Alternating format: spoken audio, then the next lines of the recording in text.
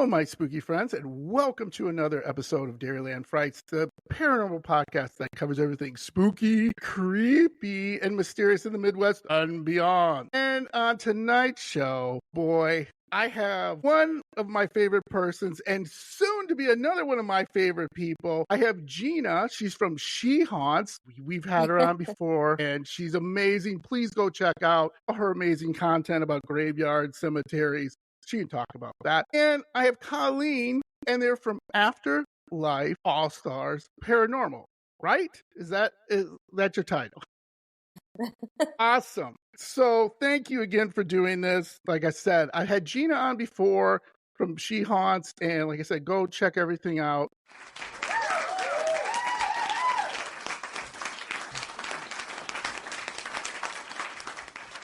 I miss Gina. I had to have her back on because she was so awesome. Gina, why don't you tell the folks, let's talk about She Haunts first. Why don't you talk about that and what you've been doing with that? Because you're, like I said, just amazing content you've been putting out. Thank you. I've just been, my thing is I work locally with my paranormal team, Afterlife All Stars, and we do a lot of spooky ooky exploring around South Florida. And I also, on my own, I do cemetery photography, and I am currently almost finished writing my first book, which is about cemetery symbolism. I'm super excited to finally be almost done. So yeah, writing a book is no joke, everyone. It's definitely a bigger undertaking than I thought it was going to be, but I'm very excited for that. And that's coming out soon. It's going off to the publisher and it's going to be all wrapped up with a bow, hopefully in a few months. But otherwise, just, I've been traveling and doing my paranormal research and all things spooky. And I'm just really happy to be back because we had such a great conversation last time. And I'm just really happy that you invited us back. Oh, absolutely. Absolutely. I had to because it was so awesome. And I got a lot of great comments and stuff. A lot of people were asking me, is she going to do a photography book? I got some emails that, and I should have sent them to you, but I was like, I think she was doing something, but they were asking me, think she would do a photography book, and I was like, shoot, I gotta ask her that. So that was one of the questions. Like, yeah, I got to ask her that. I just got those emails when I was putting out some things about social media and everything. So awesome. And Gina is, by the way, sorry to jump in, but I have to toot her horn for her because she's so humble. But her cemetery photos are amazing. They are amazing. Thank you. They're Thank you, guys. Absolutely amazing. And she was so nice to send me some to put up on my social media site, and thank you for that, because again, I got a lot of people go, wow, that is super cool, reaching out to me and everything. So awesome.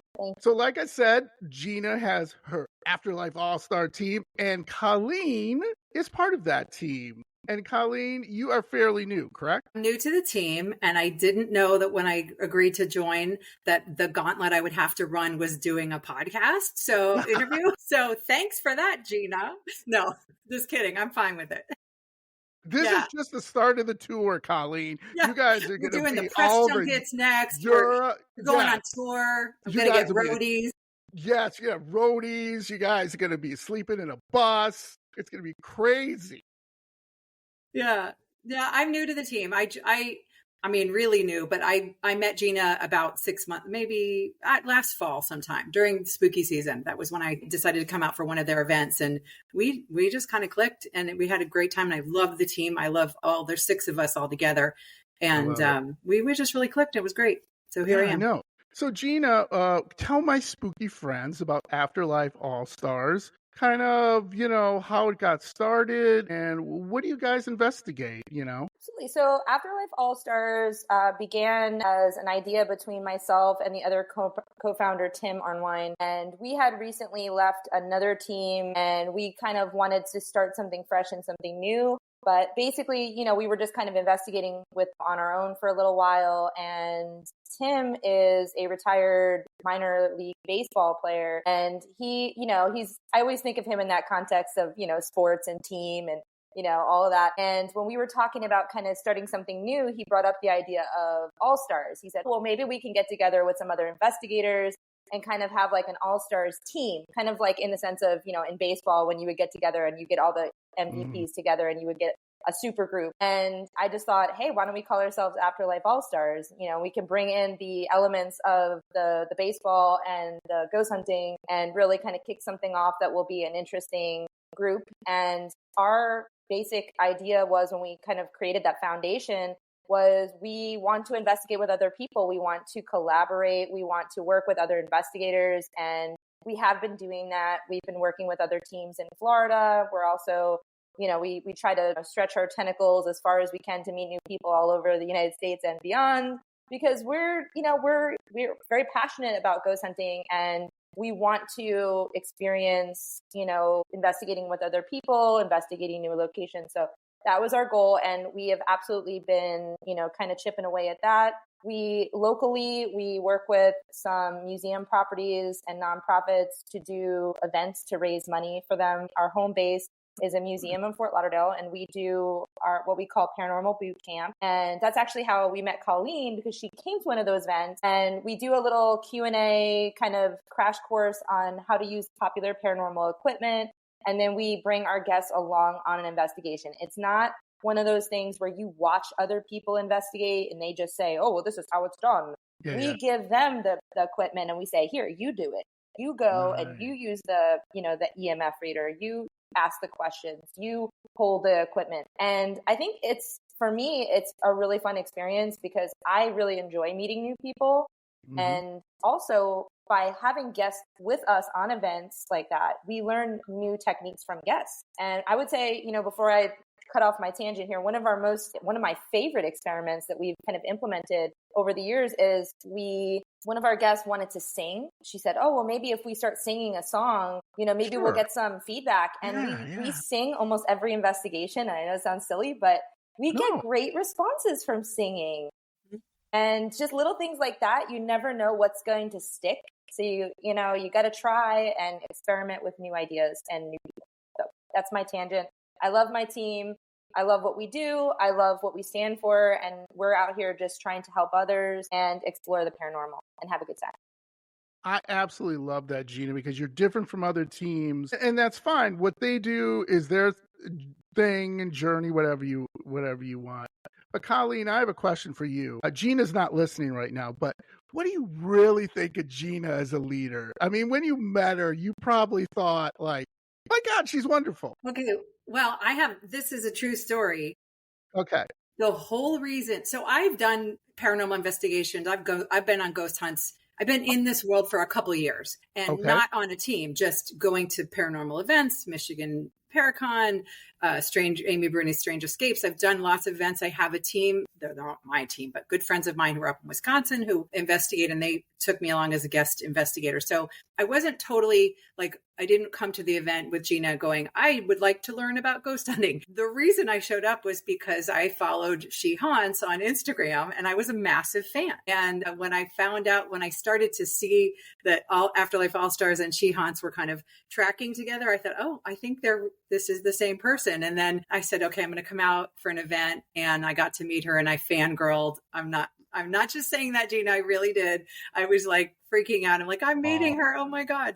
Aww. So yeah, it was a cute, meet cute for us, but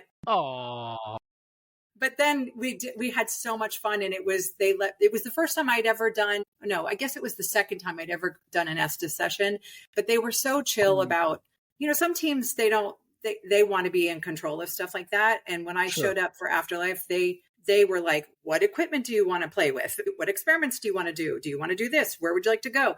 Like, they just were so awesomely welcoming. And since I've joined the team, I try to be that way too when we have guests and stuff, and watch their faces light up when their K2 meter goes crazy. It's really cool. Yeah, right.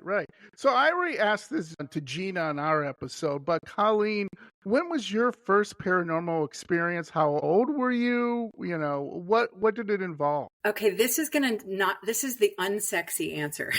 Well, that's okay. I didn't really have paranormal experiences as a child. I know a lot of investigators do, and that's why they go into it. Yeah, and I was raised by two parents who are complete skeptics. My mother and father are science-y. They raised me not to believe in any of this. But I noticed over the years that little weird synchronicities would happen in my life. And I just kind of decided to remain open-minded about everything. And I think that opened me up to having more experiences. So I noticed by the time I was a teenager, I was having more experiences. And then by the time I went to college, and then when I was an adult, that's when ghost hunting shows really took off. And I obsessed with watching everything, consuming everything I could, kindred spirits, ghost hunters, Yeah. I started to notice things. And since then I've had some incredible experiences, but so that, that's my origin story really was a slow burn into this community. Yeah. And I think that's what I hear. Either someone has an experience that really shaped them when they were young, or they didn't have one, but they're like, which is, I think is always funny. I've had some of my guests said, I was the nerd at the library reading books on ghosts and reading Stephen King when I was 12. And, when everybody was out. Just nailed it. I'm sorry to step over you, but that's... No. I will say I was a spooky kid for sure. Yeah, the first book I ever read was The Exorcist, and I was about 11. And my goodness. True story, I read it when I was home alone, because it was the 80s when I was 11. So we were allowed to stay home when we were 11. And I was home alone in Miami, thunderstorm rolled in. I was in the bathtub reading it because I like to just sit in the tub and read. And the power went out while I was reading The Exorcist. And I just froze. And I was like, I think I'm going to die now. And then you heard a voice go, Colleen, get out. I ran away and never came back. No. Yeah. You're running naked down there. Like, what is with that? What's going on? I consume a lot of horror novels, true crime. That's my jam. Absolutely. So, Gina, you've done a lot of investigations recently. Do you want to talk about your favorite investigation you've done so far? Yeah, recently. So I think recently some of the girls, we went to Jasper, Florida, and we investigated the old Hamilton jail with our friends at Paranormal 5-4. Eddie and Richard. And what was really cool about this particular location is we had the place to ourselves, and we had it for the weekend. We were only there for Saturday just because of weather and all kinds of things. We couldn't spend more time than that. And having this location just pretty much for the whole day was just a really fun way for us to explore. And I haven't done a jail in a really long time, and jails are intense. They are gnarly places. And, as far as the experiences I've had at jails, they've always been very memorable. But this particular location, it was really cool because it was an old jail, and on the first floor, they had quarters for the warden and his wife, and upstairs, there was quarters for his children. And on that same level, there were women's cells, and then upstairs, there were a whole wing, a large wing for men. And so there was all different kinds of energy in this place. We were picking up residual energy that seemed to be coming from children in the children's room. We were picking up some interesting activity in the female cells, and then we had some intense energy in solitary and some of the other jail cells. But one of the most compelling things that happened at this investigation, which was absolutely mind-blowing to me personally as an investigator, was we used a camera called an SLS camera. And if you've ever watched the ghost shows, I know we all love them. We watch them. This camera is the camera that has the little stick and dot figures. So long story short, it's basically like an Xbox component mapping of figures in the room. So it'll map you, it'll map, your movements. And the idea is it's picking up a spirit moving around. And so in this particular investigation, there were some investigators inside a jail cell. I was outside the jail cell with another person. We both had SLS cameras. So we each had one. And we both simultaneously picked up what seemed to be a figure inside the jail cell, kicking and punching at one of our investigators, as if it was trying to keep her away from its dead. And we both picked up the same exact figure, doing the same exact movements. And I've never had that happen before. And it was really cool to experience. So and as soon as we got back from this investigation, I want to say like a week afterwards, one of the guys in Paranormal 5-4, Eddie, reached out to me and told me Sam and Colby just came and investigated there. So now it's going to be the new hotspot. So it's a good thing we went when we did, because those guys, they investigate somewhere and then everybody in the world knows about it. So I just feel blessed that we got a chance to do it before it became like overrun with influencers and Instagrammers, Yeah, Very cool. absolutely. Absolutely. And this is a message for, well, actually, a question for both of you. Why do you think jails continue to be like such a hot spot?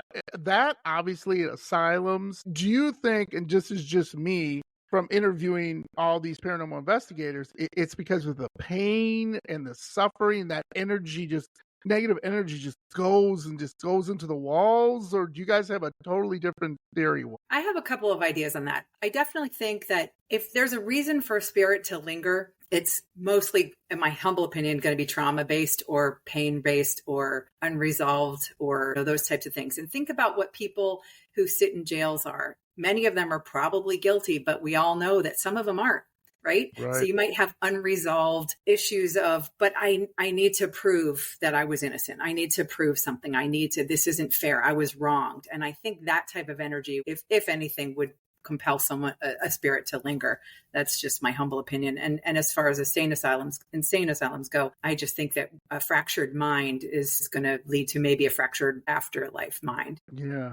Yeah. What do you think, Gina? Absolutely agree with that. I do think that when you're thinking about intense emotion, whether that's sadness, just, it's somebody who's angry, somebody who's dealing with mental health issues, unfinished business, all of that wrapped up into a bow is what you're going to find in a jail. And also, as Colleen mentioned, you are going to have the people that were basically convicted of crimes unfairly. And as we all know, back in the day before DNA evidence and forensic exploration goes, there was a lot of people that probably were put into jail on false accusations. So all of that emotion really does, I think, become locked into places like that. And if you go into the idea of stone tape theory, where certain materials can absorb energy and become almost like, a camera in a way, as in it's playing a loop, a video or a loop of some kind in that location. A lot of these energies are not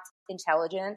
Some of them are just residual. But I've found from my, exploration into jails is that you do get also a lot of intelligent energy. And I think that's partly, it's just my theory, is because some people were just so, nasty in life and they're nasty in death, and they want to inflict what they're feeling on other people because they think, for whatever reason, hey, you guys hurt me, I'm going to hurt you. And these people are angry and they lash out. And also, there's the perpetual, maybe somebody knew that they were guilty. Maybe they felt like they deserved it. And maybe they think that they should stay there because they think that they're not done serving their time.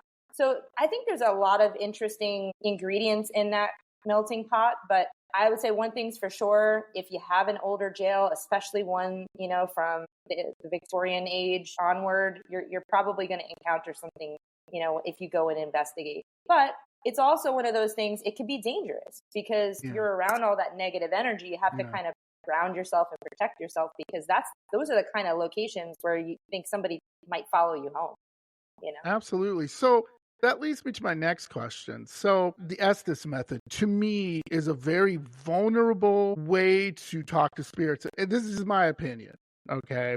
I mean, you're putting yourself out there, right? You're taking away all these senses around you for the most part, right? And when you do it in a jail, does that ever scare you guys? I don't know, Colleen, did you do it? Or Gina, have you done it before in a jail?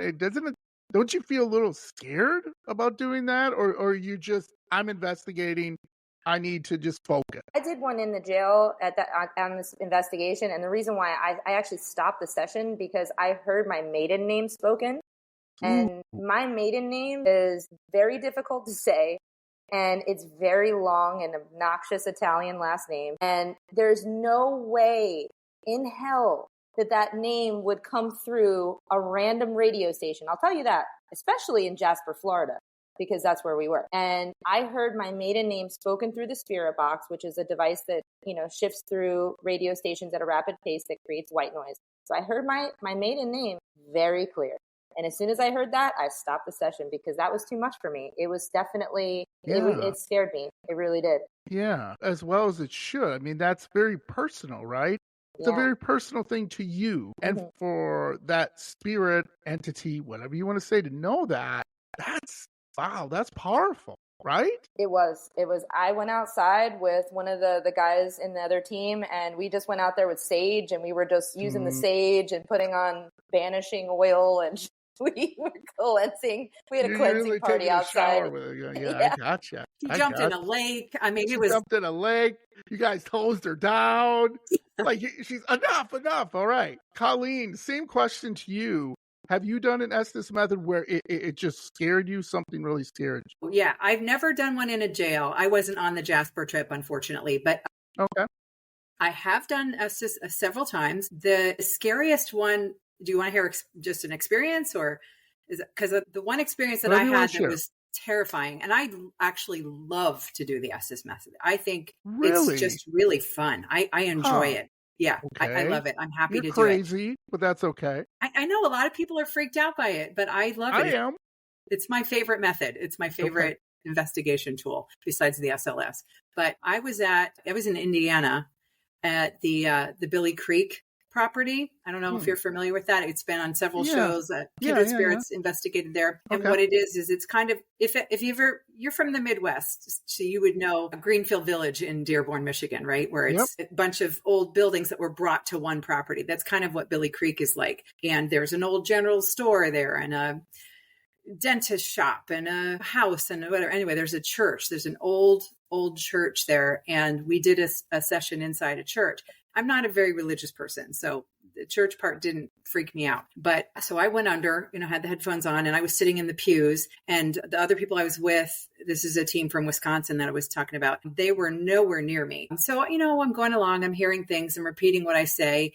And then I kept feeling something touching my shoulder. So with my blindfold and my headphones, I kept going like stop it. Who's touching me? Whatever. Yeah. And thinking that someone was right behind me, and no one was near me. But so things were coming through, and then all of a sudden they were random voices, but then suddenly it became a consistent single voice. And whenever I start to get the same voice, with like it's a female, it's a child, or it's an adult, or whenever it's the same one coming through consistently, that's when I kind of pay attention and I go, oh, this is not just random radio DJ. There's a voice coming through consistently. And that's what I have goosebumps right now talking about it, because it starts that's when I start to get freaked out, is when I hear the same voice. So I was hearing this one voice and it started saying things like mother. And, gosh, I don't really remember, but just very maternal. I felt a maternal presence, but a presence in anguish.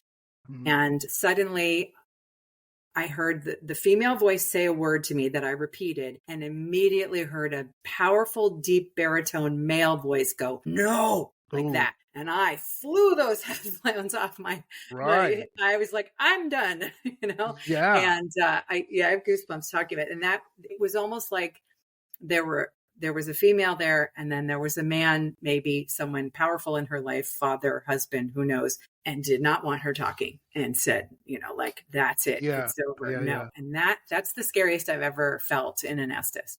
Yeah. I didn't feel threatened. I just felt unnerved for this poor woman. And I actually had I got teary-eyed because I started to feel viscerally sad for whoever that was. Yeah. Yeah.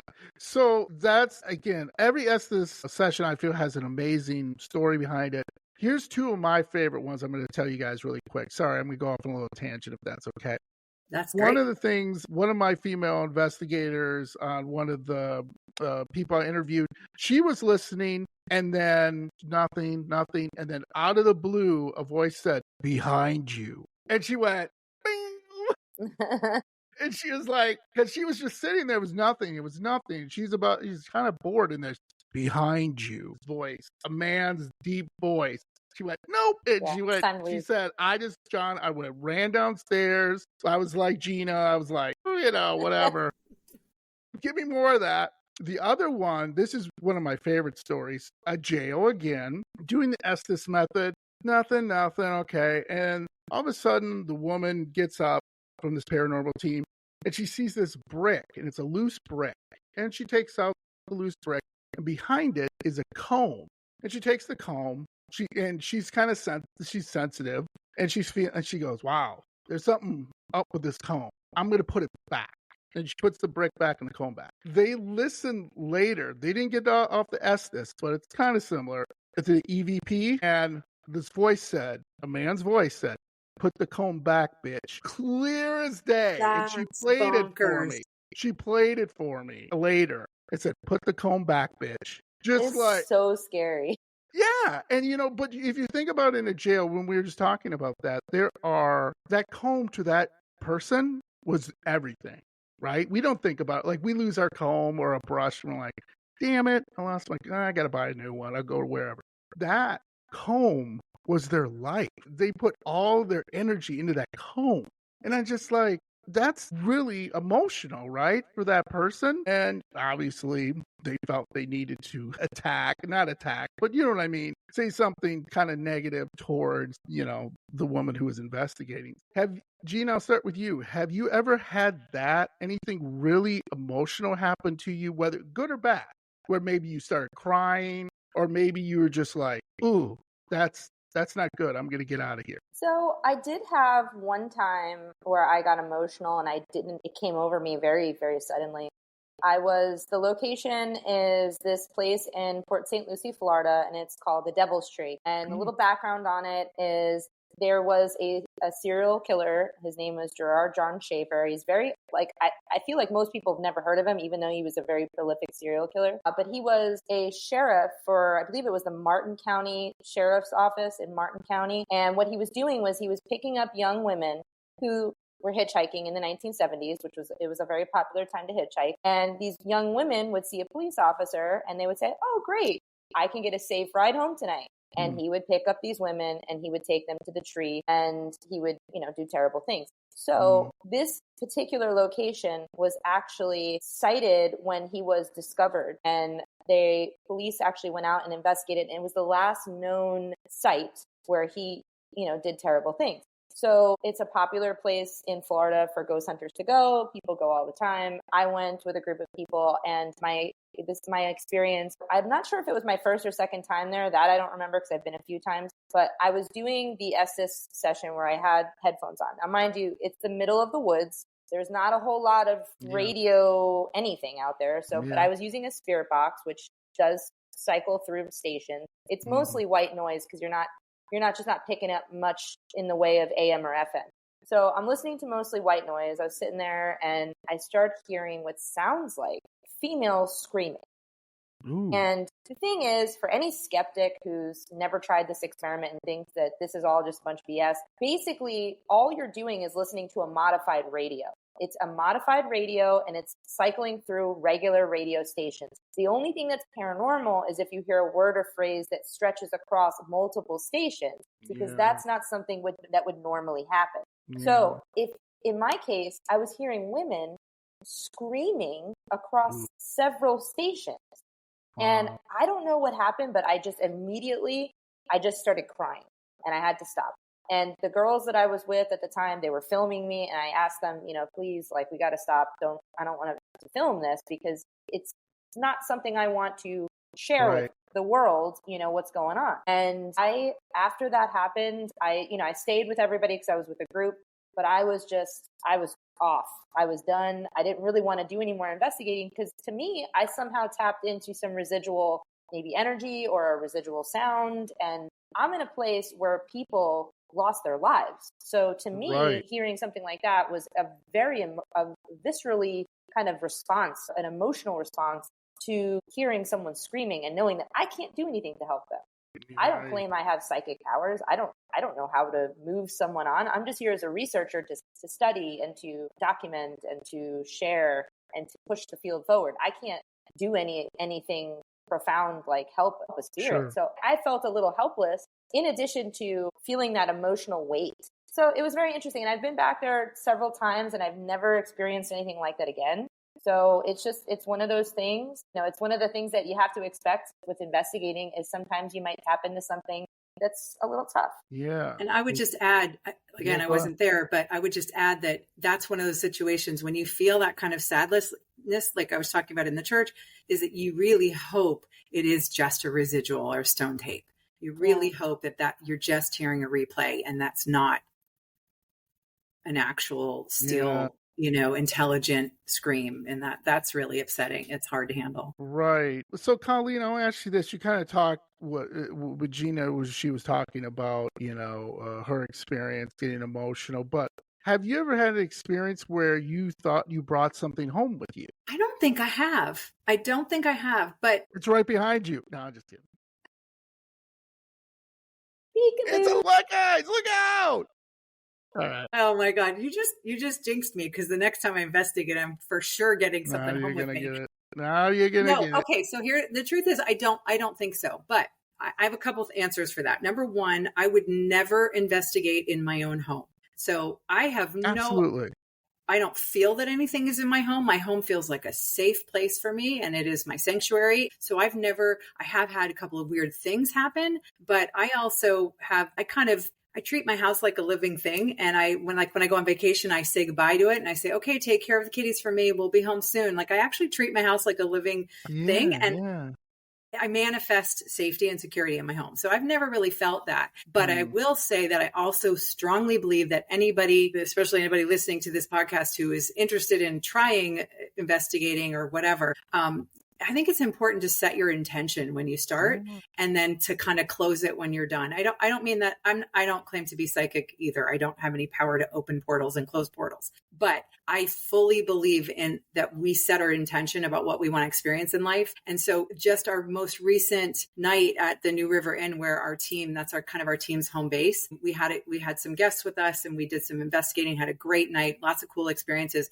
And then towards the end of the night, we kind of all got together and just quickly said a little, okay, thank you so much for, we had a great time tonight, guys, and whoever's here, but we just want to let you know that this is now, we're done for the night. We don't invite you home with us. We're going to leave now, and until next time, whatever. And I know it sounds kind of hokey, but I believe that if you set your intention and you say, no, you are not welcome to come with me, then you'll be fine. Yeah, absolutely. And that's funny. Like, all paranormal investigators I have interviewed, they all say the same thing. Like, you got to treat them like they're people. Like, how would you imagine you're sitting at home and some people come in your house and you're like, what the hell, man? What are you doing here? I'm just trying to watch a football game or something. You get out. Like, but if you come in and be like, hey, I'm here, I respect you. If you want us to leave, we will leave, however you guys handle it. So let me ask you this too, Gina. What do you think makes a great investigation? Have you ever had a great investigation? So I think what makes a great investigation is, first off, everybody that you're with has to be on. You have to be in a good mood. Because if somebody is cranky or somebody's feeling away, it does affect the energy of the room. It can affect the interactions that you have. So I think everybody being in a good mood and being positive is a really good first start. And for me, I prefer investigations to have evidence when it comes to capturing results. So for me, I don't want to just see a flashlight go on. I don't want to just hear a maybe not a voice on an EVP. Or a spirit box, but I want all of those things. And if there is an investigation where we can clock activity on an EMF reader, we can clock information on a spirit box, we can clock an EVP on our recorder, we can clock the flashlight going off by itself or on by itself. If you can clock a few things, to me, that's a win, because just one or two experiments could be not paranormal. You can explain it away. But it's when you start adding all of those things together in an intelligent way. So if if you're just sitting around and all of a sudden your REM pod starts beeping, that something's nearby it and nobody's by it, maybe that might just be, electromagnetic energy around it. It might not be a spirit. But if you ask, hey, can you go touch the REM pod? And then something touches the REM pod, that to me is a cool investigation. Right. So I go into every investigation with the expectation that I might not get any results at all, but I'm hopeful. And when a few of those things happen, I am the happiest, one out there. I'm just excited whenever I'm like a little kid on Christmas, whenever something goes off. Yeah. I know. I light up. Because I've seen some of you investigate, you guys are just literally like joyful, like, oh my God, there's a voice or someone tugged my, shirt or whatever. That's so awesome. You mentioned something I thought was really interesting. Do you feel ghosts can feel when you're like sick and you just let's say you had a bad day at work and you're like, oh man, I promised the team I can't let them down. I had a shitty day at work, but you know what? I'm going. Or do you just go, guys, I had a shitty day at work. I don't mean to let you down. We can't do this. It's going to be a crappy investigation. Do you think that negative energy can absolutely change the vibe of a room? Because I do think, and this is just my opinion, I do think that there is a connection between spiritual energy and our energy. Yeah. If, we talk about, having an aura, having an energy around you, and your aura can always change. I've actually, a couple times I went and I had aura photography done, and sometimes I'm purple, sometimes I'm red, sometimes I'm orange. It just depends on what's going on in your life, the energy that you're putting out. And I just think that there has to be a correlation with your energy level when you walk into a room, because something is picking up on that. And maybe if you walk into that room with a clean slate, with a clear mind, an open heart, you might get more of a response because the spirit feels comfortable with you. But if you're feeling aggressive because you were just cut off in traffic, you're yelling at somebody on the phone, your boss just put you in a bad mood, and then you show up on an investigation, well, now you're all riled up. Mm-hmm. And I think other people can pick up on that, and I think spirits can pick up on that. Yeah. I've personally been on many investigations with people that, I no longer investigate with, that were extremely aggressive and nasty. Yeah. And that kind of energy in the room affects other people. And I think that it can also be, something that can change the way your results happen, because spirits might be like, ooh, I don't want to be around that person because they're terrible. Absolutely.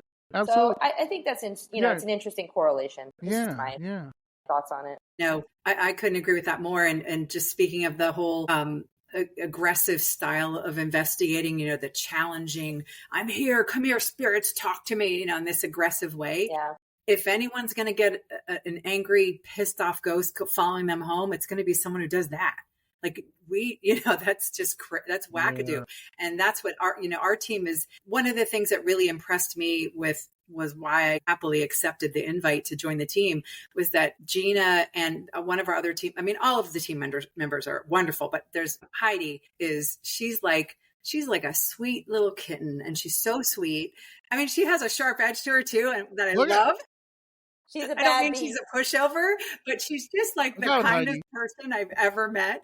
And anytime we get a response on any equipment, she's the first one to go, thank you. Like, she's so respectful and thank you. And we don't want to bother you. And we're just here. We want to know if you want to chat, and if you want us to go, then let us know. And I just love that attitude. I think you get better experiences that way. Yeah. So Colleen, what do you think makes a good team member? Because you guys have been talking, about some team members that just didn't work out, and what do you think makes a good team member? Well, I can only speak from experience, having investigated with two actual teams, the team in Wisconsin, who are some of my dearest friends, and now Afterlife, which I'm now joyously a member of. But in both situations, I will say the common denominator is that what we were just talking about, that people are respectful. They're respectful of not just any potential spirits that could be present, because we don't walk into every location and bam, there's ghosts floating around everywhere. It doesn't work that way. There have been plenty of times where you go somewhere and nothing's really happening, and it's okay.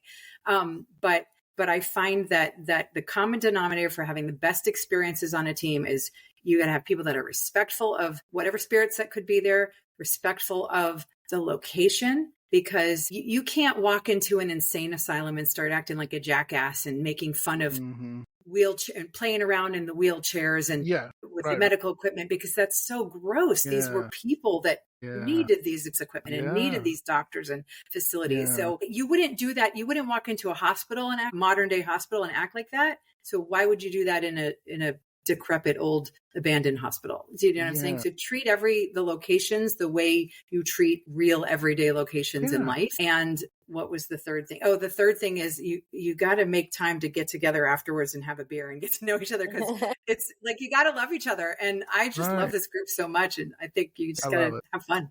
Yeah. Well, if I ever go investigating with you guys as a guest investigator, I'm going to run in with air horns. I'm going to be like, ah!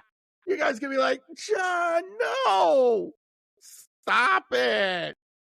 That's when Heidi, the sweet one, will come out. The tiger comes out, and she'll shut it down right away. So one thing I think what's maybe more to female investigators than male investigators is a lot of these places that you go in, let's say you go into a house or an asylum, a jail, because there were kids in jail or young people in jail. I think, and I've heard this from female investigators, that they sometimes feel like the spirit wants to look at you like a mother or a former love interest, if you want to say girlfriend, I guess is better, or wife. Have you ever experienced anything like that when you've been somewhere where it's just been like, it's just, there's something weird about this area, and I feel like something's trying to like tell me something or attach themselves to me or anything like that? Well, I had one, this was a few years back. I want to say it was 2017 or 2016. And I was with my husband and we were in New Orleans. It was my first time in New Orleans. And we were investigating, we were going around and, checking out a bunch of different places. And I had read up that there was a hotel. And in this particular hotel, there was a floor that was known to be haunted by the spirit of a little boy. And according to what I read online, this little boy, his parents were partying downstairs in the bar and nobody was watching him, and he was really sick and he passed. And he's wandering the halls looking for his parents. So my husband, God bless him, he humors me with everything I want to do with this kind of stuff. So Nice. all I had with me at the time, because we were, just on vacation, I had an EMF reader. That's all I had in me. And I just said, look, just humor me. Let's just walk slowly up and down. Let's pretend like we're looking for someone's room. Let's just see what we see. So, we were holding hands and I had, my EMF reader and I wasn't getting anything. My husband said, oh, why don't you hand it to me? I'll hold the EMF reader for a minute and you see if you get anything, maybe hold your hand out, So I said, yeah, I'll hold my hand out. And I did it kind of instinctively because at the time my niece was really little. So I kind of put my hand down as if I was reaching down to touch my niece's hand. And I felt what kind of felt like a cold, just a quick little bit of burst of air. And right at that same time, because he's holding the EMF out in front of him, it lit up. So I felt this kind of draft around my hand and the EMF in his hand lit up because he had it holding in front of him in his left hand. And I don't know, maybe it was paranormal, maybe it wasn't, but it felt to me the right height. Like if it was a little kid. And maybe just because I was, holding my hand out and I was, asking questions as we were walking, is there any little boy here? Is there any, and maybe that was paranormal, but I don't know. But I have kind of felt that we've gotten on a lot of investigations, we do get a lot of children that come through. And I think that might be because a lot of our team members are women, and women do seem maybe less intimidating than men sometimes. So, in a schoolhouse, we get a lot of that. One of the locations that we normally do, it's called the King for Marty House. There's a room that is home to a little girl, and we get a lot of activity in that room. So I think it might be something to do with the connection between, women and children. Certainly. Exactly. Yeah. And Colleen, have you ever, if you haven't felt that, have you ever felt like it's necessary? Maybe you guys are doing a house and you found out, like, kids died in this house. Colleen, do you ever feel like coming in there and be like, I'm not your mom, but I'm here to, like, you know what I'm saying? Like, yeah, I do. Okay.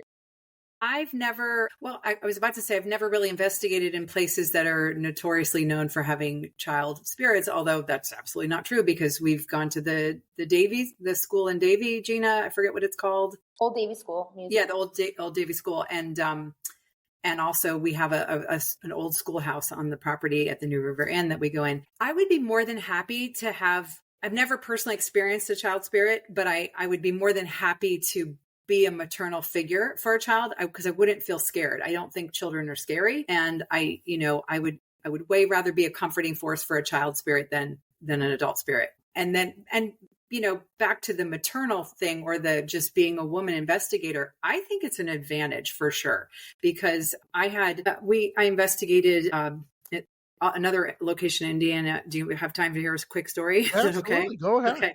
So I was at the Whispers Estate in Indiana, and it's basically like now it's kind of closed off. I don't even know if it's a museum at this point. I think it's exclusively used for paranormal investigations, and we spent the night there. And we did an unusual Estes method, but not with a radio skipper. It was just a blindfold and the flashing lights in the person's eyes who was under. Not a blindfold, but the glasses with the red pulsing lights in there and noise canceling headphones. So no radio frequency was coming in. So basically the idea was just to channel what comes to your mind, what images you see and whatever. You're not hearing anything. So we were investigating, and there was the house had been owned by a doctor who performed all kinds of medical procedures and surgeries, and a lot of people died in this house. But one of the unfortunate situations was his wife also died. She died of some horrible disease at the turn of the century. And he was so distraught. He nursed her as long as he could. Then she passed, and he ended up going insane and being committed and being a threat. They said he was a danger to commit homicide, etc. So he got locked away, and he was a hot mess. And we believe that we were channeling him. I was not the person under, but I was the person asking the questions. I had done the research. So I was asking the questions, and we're in the dark room, and the person who was under was starting to get aggressive. And as we were asking these questions, we were trying to lower the temperature because this person who was a man, the gentleman who was doing I don't want to say his name, but he was a man, and he was the one under, and he was getting aggressive. His responses were getting very aggressive. And it dawned on me, he lost his wife. He's probably in massive pain. If this is not residual, and if we're talking to an intelligent spirit right now, which I got the sense we were, he needs the temperature to come down. So I shifted my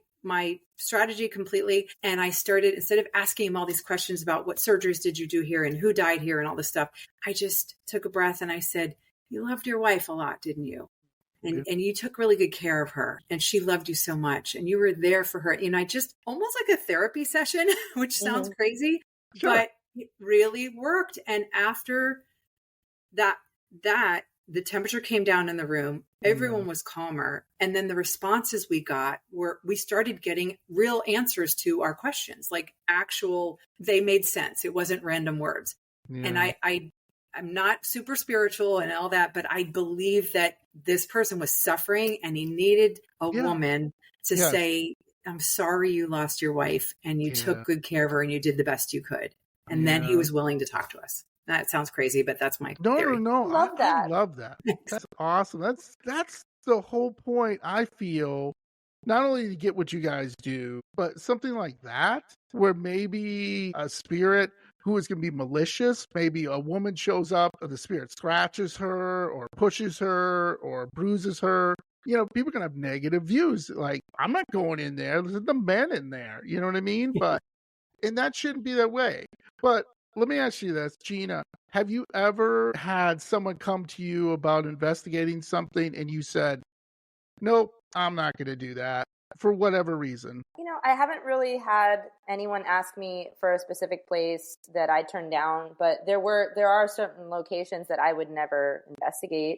Okay. And I'd say that it's not around anymore, but the one place that I would never go would be Bobby Mackey's Music World, and it was recently demolished.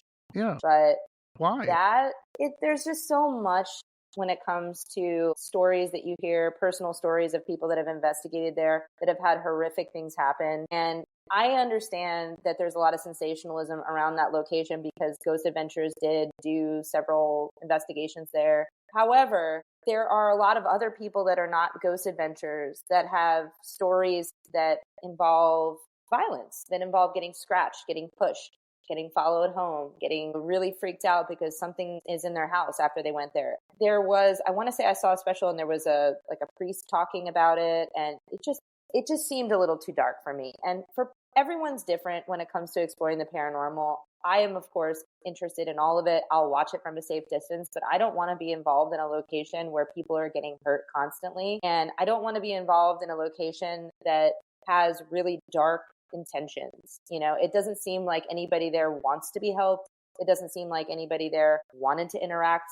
in a positive way. I think that whatever was there just wanted to be left alone. And by going in there, you were just poking a stick at, something in the dark that had big teeth. And things like that, I don't really have any interest in. I would say, when I'm looking to investigate a place, I'm open-minded to jails. I'm open-minded to asylums. I'm open-minded to all that. But I'm not going to go into a place that every experience is just horrific. I just, Yeah. I'm not. Yeah. Yeah. Yeah. Colleen, do you kind of feel the same way on that? Would you back up Gina if someone like came to you with this and you'd be like, no, thanks. 100% I would back her up on that. I agree. I don't feel threatened a lot when I investigate, but I think that's probably because I've had the fortune of investigating places that were really fun and had good energies. I mean, other than the Whispers Estate, which I could spend an hour telling you some crazy stuff that went on there, but it didn't feel evil, nothing, but if there was a place that did have a history of, oh, the ladies get grabbed here or the da-da-da, if I want to go and get scared and be spooked, then I'll go to Halloween Horror Nights. You know what I mean? Like, Right. I don't go investigating because I want to get scared. I go investigating because I want to know what happens when our last heartbeat goes. Yeah. So what I'm really curious of, on YouTube, it's all about clicks and blah, blah, blah. Like, what do you think of these paranormal investigators who do that? Like, we're going, oh, there's a satanic symbol on the ground. Oh, this is where they killed a bunch of cats and dogs. Do you ever look at those and go, come on, man? Like, what are you doing? Yes, it's cringy. It's real cringy. I think it's cringy. And yeah, I agree. And I find it insulting. I find it insulting to the spirits, and I find it insulting to the viewers, that it makes a mockery of the whole world of paranormal investigations, I think. Absolutely. And yeah, I just don't go for that. But also the whole concept of demon, like there are some shows on there. I don't know if I should mention names, but I know you know who I'm talking about. There are some paranormal shows where they see demons everywhere, right? Yeah. I mean, there's a demon, there's a portal, there's a demon, there's a devil, it's satanic. And I'm like, guys, number one, that's a religious construct. So, long before the churches even existed, there were spirits. So let's not call everything a demon, Yeah, right. And I think it's all sensational, and it just makes a mockery of the whole. Yeah. Right. And that must bug you as a paranormal investigator, is trying to do professional, trying to help, trying to get something out of it than just whatever they're trying to get out of it. And, I watch these and what makes it worse is when they fake it. You know what I mean? Like they have their buddy in a mask running around and you're like, that's your friend. Like, right. Like, why?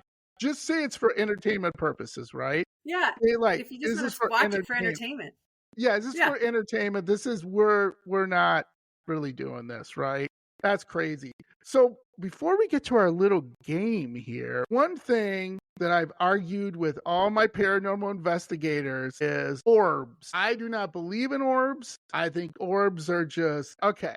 So Gina, orbs. What's your feeling about orbs? So my feeling is about orbs is I think 95% of them are just either humidity or dust particles. However, I have seen some very compelling videos where orbs of light can develop out of nowhere on, let's say, like a security footage camera. Mm-hmm. And, I can't explain that. I think that most of orbs can be explained by dust or, a lot of people catch them in cemeteries. And what they don't realize is there's a lot of humidity in cemeteries. So when you're taking pictures, most cameras, especially with flash on, will be reflective off of the moisture, and that's creating most of the orbs.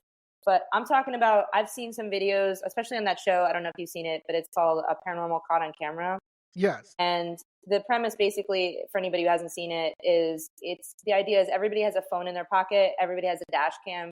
A lot of people have ring cams. A lot of people have security in their homes for whatever reason inside their houses. And some videos surface where, it'll just be someone's, dark living room at 3 a.m. And then all of a sudden in the middle of the camera's, path, you see a light develop and just float around for a minute and then just disappear.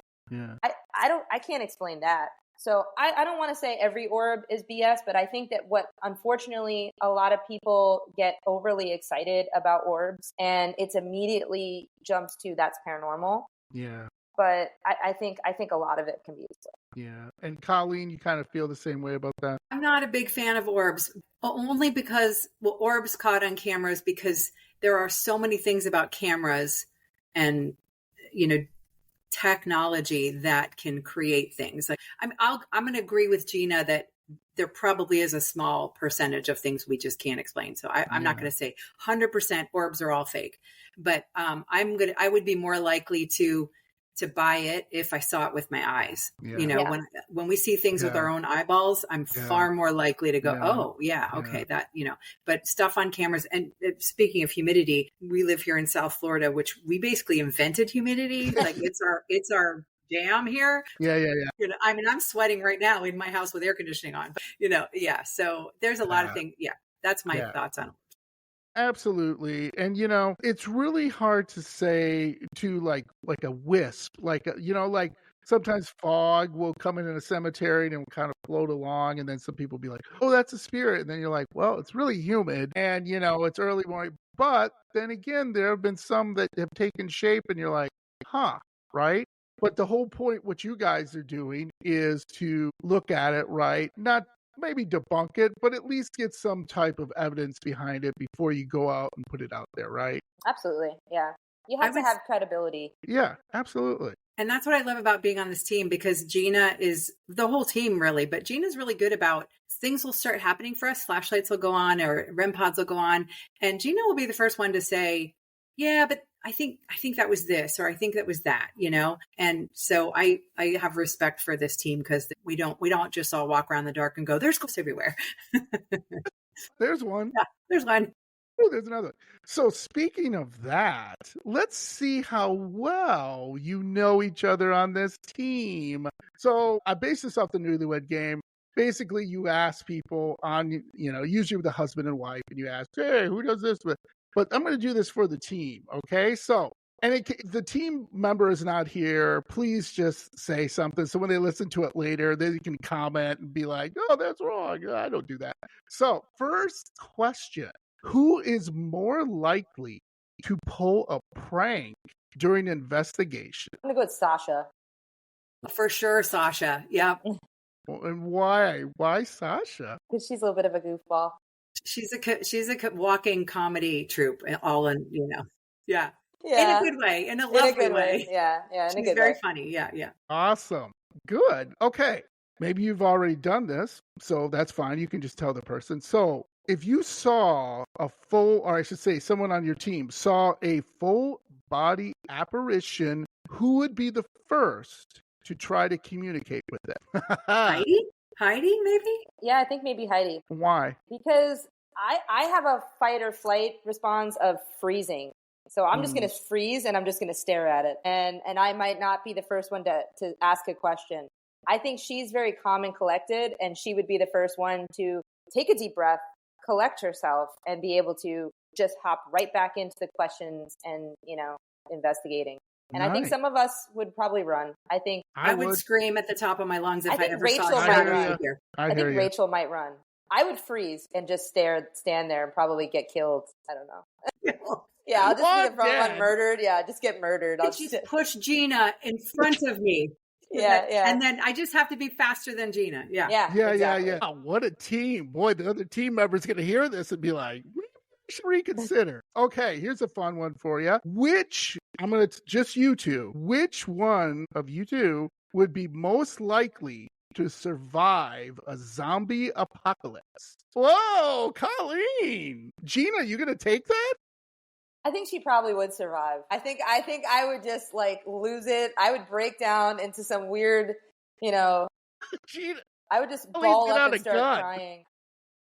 I'm on the zombie outbreak response team. How could I even compete with that, John? I can't even compete with that. Gina, I'm done. I'm cooked. Yeah, you're done. Yeah. You can't. I earned that badge. Okay. All right. You win. You win, Colleen. No, but I think Gina I think she would be one of I might survive ahead of her, but she'd be really close behind me. I might make it like a day or two. Yeah. Maybe not like the first mob, but I'm not going to, I don't know. I think about this often, actually. So, Colleen, poor Gina turns into a zombie and she's going to eat you. Do you blow her head off? Or what do you do? You have to.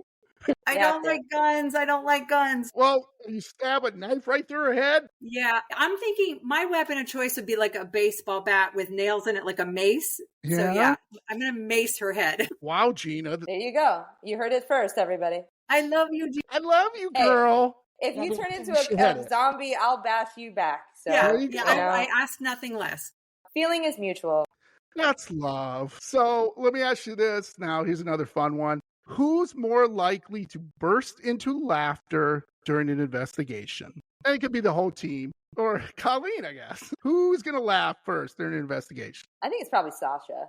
Why? I think it's going to be Sasha, but if it's between me and Gina, it's probably me.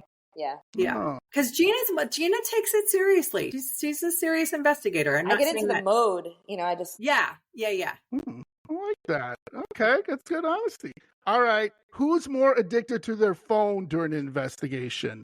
Who's more like, nobody? I think anybody's really on their phones unless they're recording. We all put our phones on airplane mode. We're not even, no texting or anything. Nice. We don't want any tech interference, so we're pretty good about that. Nice. Yeah. Okay. So this might hurt some people's feelings, but we just got to do it. What is your pet peeve on an investigation? Like, you can talk about anybody, especially the people who aren't here. But what's your pet peeve that somebody does on an investigation that you're like, you stop that? Do you want me to go first, Gina? Yeah, you can go first. Oh, okay. I have one. I have one locked and loaded. All right. My biggest pet peeve is when we're trying to get some, I don't just mean during like an EVP session, but like when we're trying to just get some responses and someone is talking too much and respond. Yeah. Same.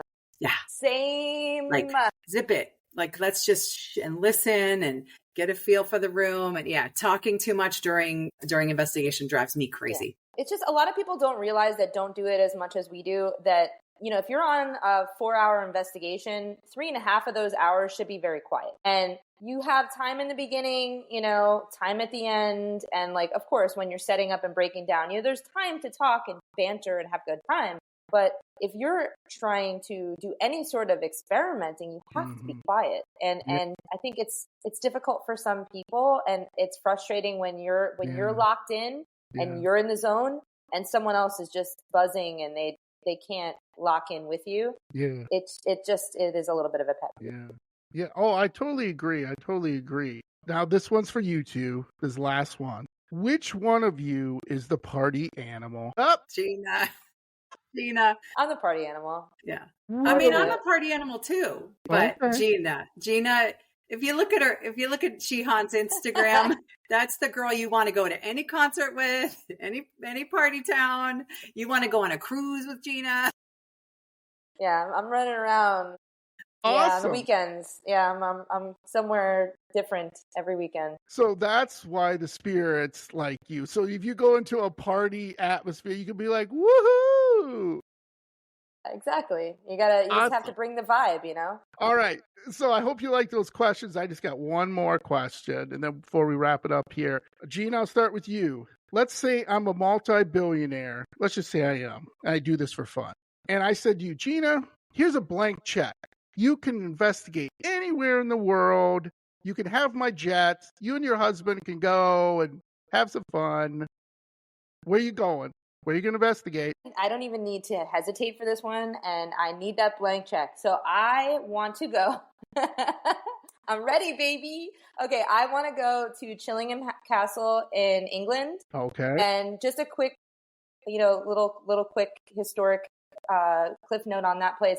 Basically, it's a castle that was occupied by several different families over the years. It has some sort of portal very close by that opened up, like the ground opened up, and people claimed back in the day that devils and all sorts of things were coming out of the ground. And it was occupied by several different medieval and, families that were living in this place. It has one of those obulettes, those little towers. And what they would do is it's in the back of the chapel. They would throw people down this. I'm not sure if I'm saying that right. Obulette. I think so. Yeah. It's like a very long cylindrical tower, and at the bottom there's spikes. And what they would do is they would just throw you down this thing, and you would either hit other bones or you would be impaled, and they would just leave you there.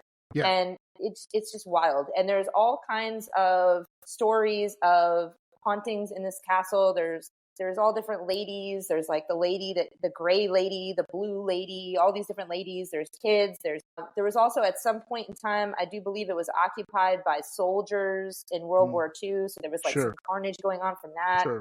I mean, just centuries and centuries of people meeting their demise in this castle has just left an interesting mark on it.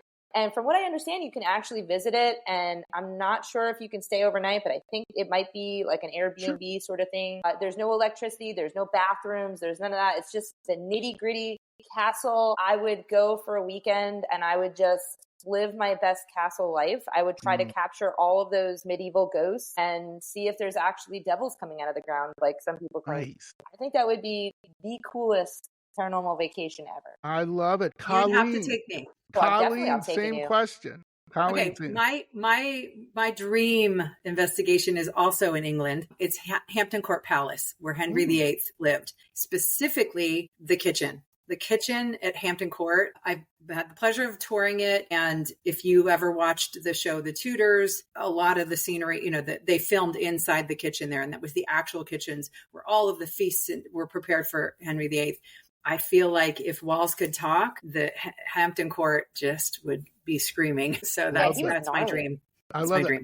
You know what? I have just one other quick question. It made me think of something here I've been meaning to ask. If you could take anyone with you other than your husband, sorry, husband. I imagine you're married to Colleen. If you're not, okay. Who would you take with you? You can take anyone else with you to go investigate. Who are you taking? I'll let you take this one first, Colleen. I need a second to think about this. Okay, so we're not going to choose someone from our own team. We're gonna think outside the box, right? You can take you can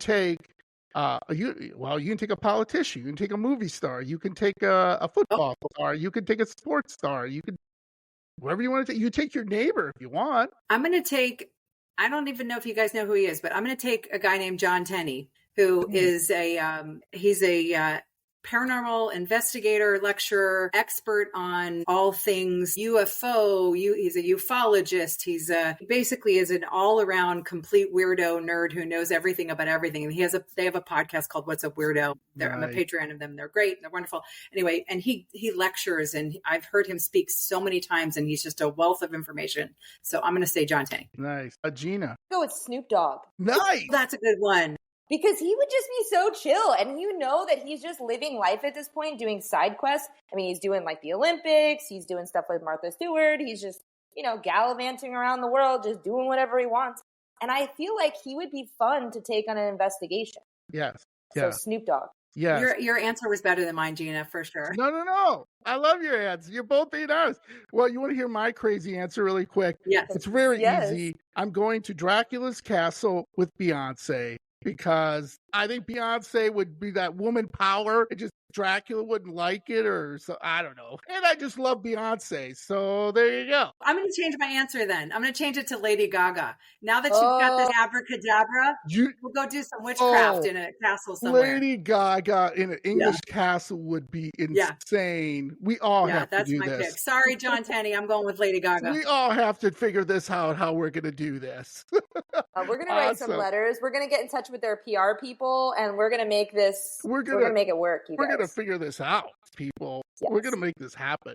So, wrapping up here, Gina, could you tell my spooky friends what you got coming up and what could they look forward to? Yes. So, coming right up this coming weekend, some of our teammates are going to go to the west coast of Florida, and we are going to be exploring with Beyond the Boundaries Paranormal team at the Heard Opera House. So, we're really super excited. Hopefully we can go live. I don't know what the Wi-Fi situation is like, but hopefully we'll be able to do that. I would love to have everybody who's interested join us on an investigation. That's going to be Saturday night. And again, I'll post if I'm able to do live, because I love when people join the live, because we always have a lot of fun. Yeah. So that's coming up. And then also I'm currently almost finished. I'm so close to being finished with my book, you guys. And if you've ever been to my page, Shihans, I do a little series that's called Hidden Meanings in Cemeteries. If you ever went to a cemetery and you wondered what certain things on headstones mean, there's a whole hidden language that was really cultivated by the Victorian era. And there's a lot of beautiful symbolism, also some really cool symbolism that you probably would never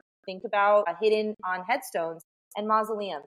So I kind of discovered this whole creepy world. I've been writing a book about it, and it's coming out real soon. So I hope that you guys check it out when it's ready. I will be putting that up on my page. And really, just thank you for having me back. This was a lot of fun, and I absolutely love this podcast.